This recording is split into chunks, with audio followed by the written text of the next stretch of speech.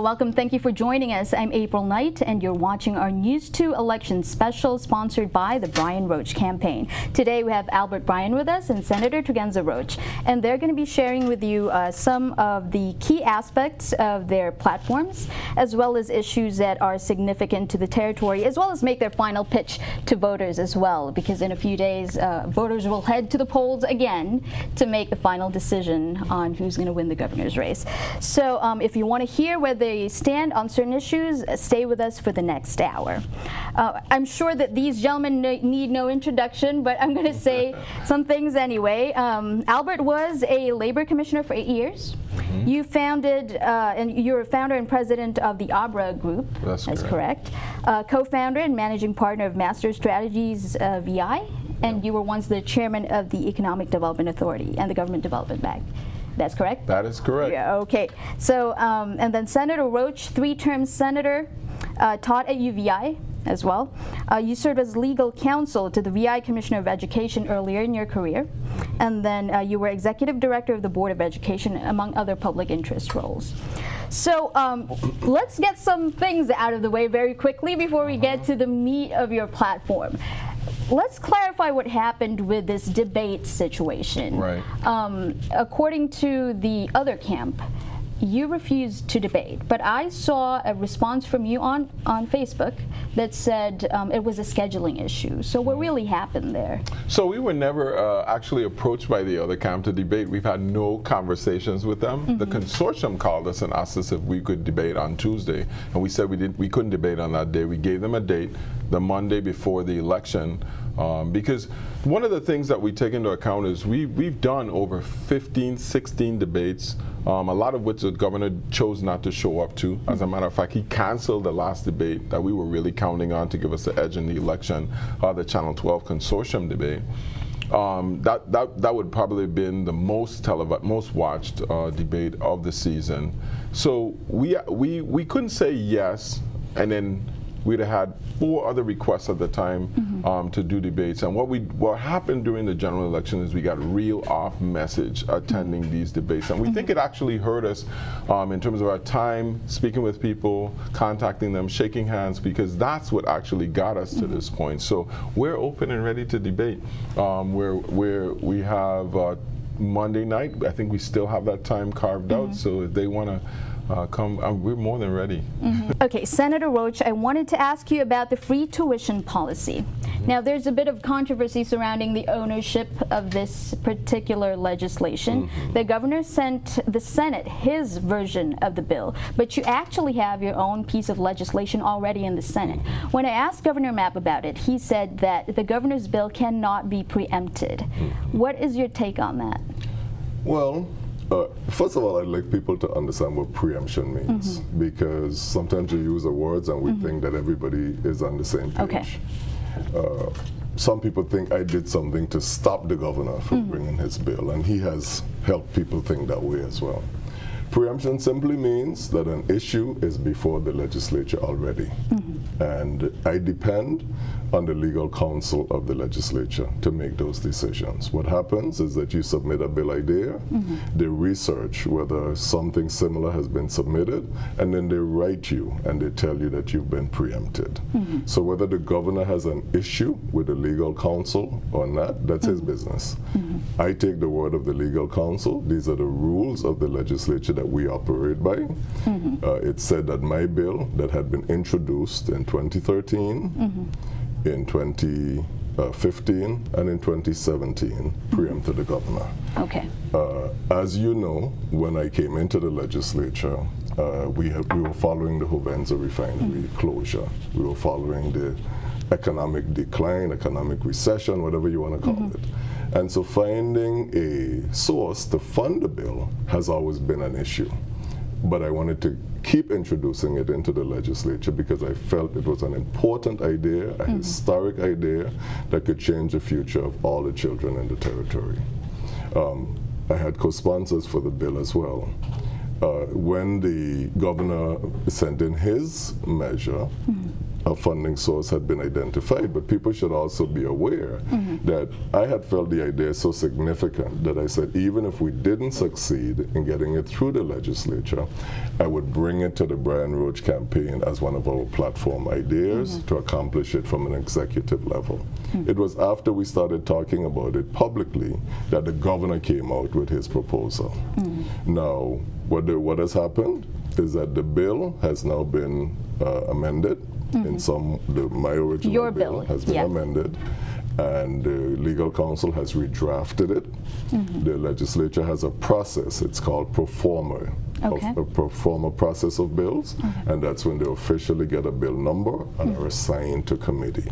And the president of the legislature has decided that the bill will be submitted to a joint committee of finance and education. Your bill? Yes, and it will be considered by that committee. If the legislature declines to enact the measure as I have proposed it, anybody is free to submit a different version or idea of the bill, and they may be successful in getting it through. And does that automatically open up the doors for the governor's bill to be considered? Sure. Preemption just creates an orderly process of dealing with ideas so that we're not spending a whole lot of time having the same subject matter before different committees of the legislature. There is support for the bill. The governor has created this election frenzy around the bill because he created all these ads upon submission of the bill to the legislature. The bill is not intended to have the local government take up any obligations of students that may be addressed by federal funds.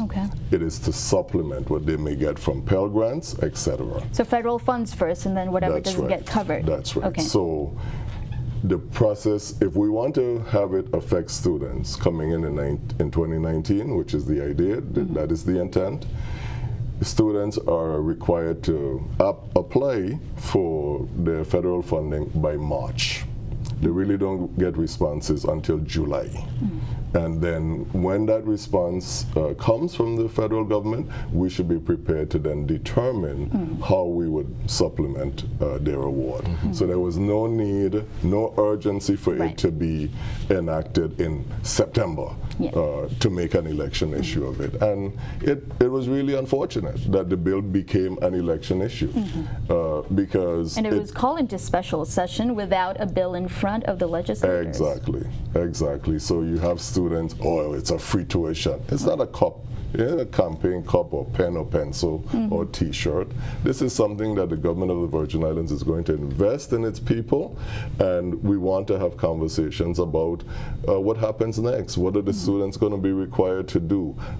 What grade point average will they be required to maintain? What will happen after they graduate? If we require them to stay here for employment, how will we facilitate their having meaningful employment instead of frustrating them? All of these are important questions to decide, not just to rush it through a process so I could make an ad and say, oh, vote for me, I passed the free tuition bill. It was never intended as an election issue. You see, you get me carried away with it. Yeah, I know, I can see that. Okay, let me get to this next topic, which is what's on the ballot on the 20th. When I asked the governor this question, he said that there are dangers to installing a new administration.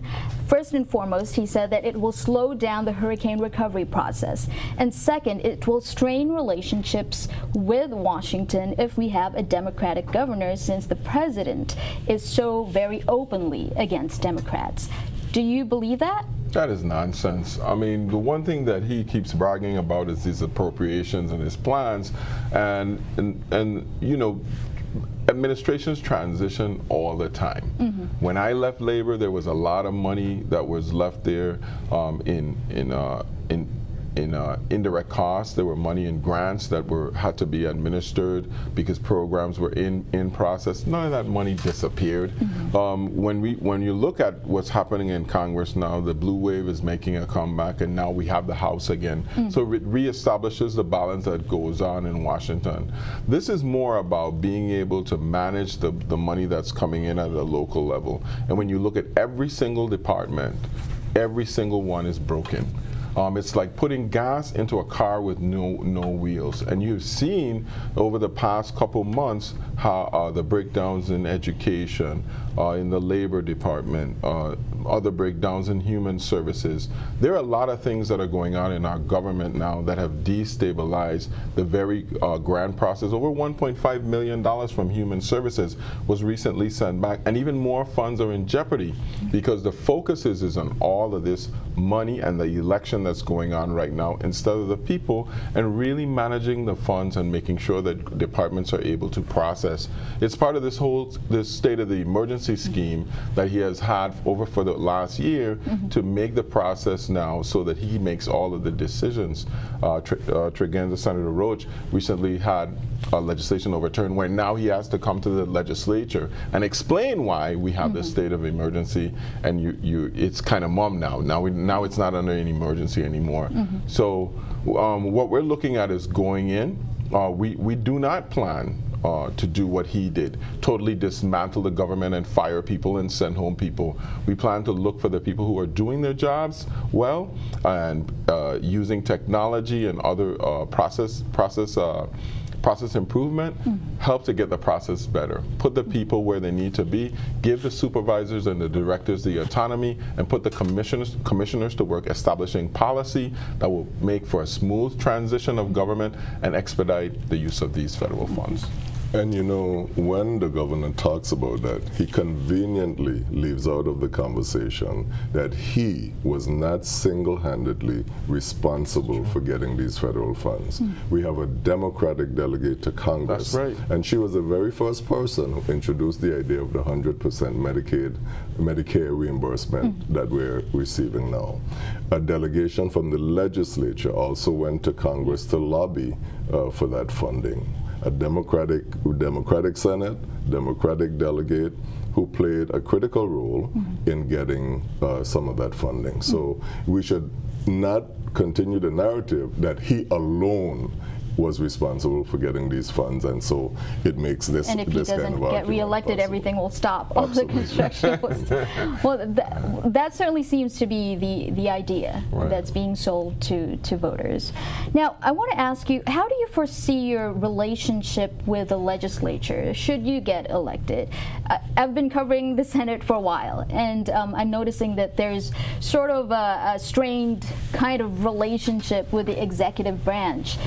And we can see that, and sometimes the governor is saying that he's not going to enforce, certain laws, even though he overrode it. The Senate overrode the veto, and then essentially something is law, and he said he's not going to enforce it.